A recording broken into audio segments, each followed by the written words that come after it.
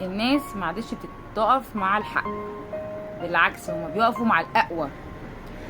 لو الأقوى هو الظالم هيقفوا معاه عشان يخافوا منه، انما المظلوم هيجوا عليه. ليه بقى؟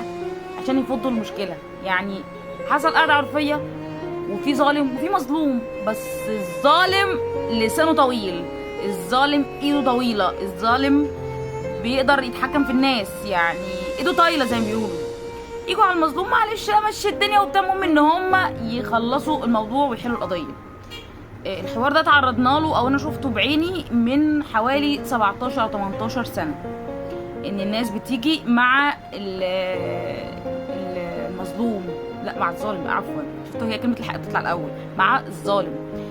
والظالم عشان خاطر ينفذ اللي هو عاوزه بيجيب ناس واثنين وثلاثة وعشرة عشان خاطر يعمل اللي هو عاوزه. ولما عمل اللي هو عاوزه وظلم وافترى، في الاخر ربنا اداله، في الاخر هو خد جزاء وما استفادش باي حاجه هو عملها، وما استفادش باي حاجه هو خدها.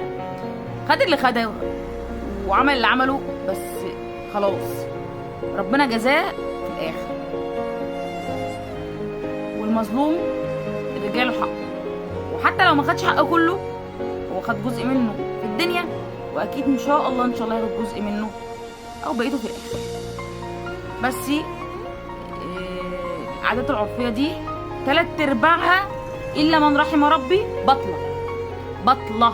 الناس بتبقى جايه عشان تفض مشكله بس، ويتراضوا مع بعض ويبوسوا بعض وخلاص. انما مفيش حد بيجي يحكم حكم عادل، ما يحكمش ويقول لا ده فلان مع الحق، لا فلان مع الحق، بعد سماع الطرفين وبعد سماع شهود وبعد سماع بعد ما استوفى كل حاجه يحكم زي القاضي كده، ده مع حق وده مش مع حق. لكن لا، الناس بتخاف.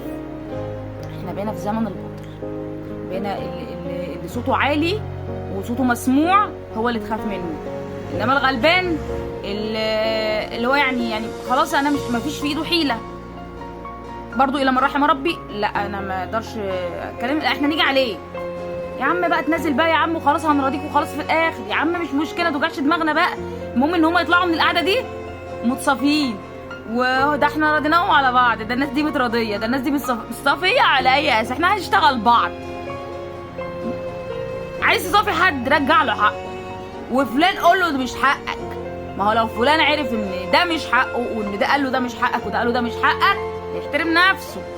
لكن هو لا، مؤاخذه اللي مطبلين له ان ده بيطبل وده بيطبل، ويقولوا لا خلاص طب احنا هنحاول نحل لك الموضوع، يعني حتى بيخافوا يقولوا له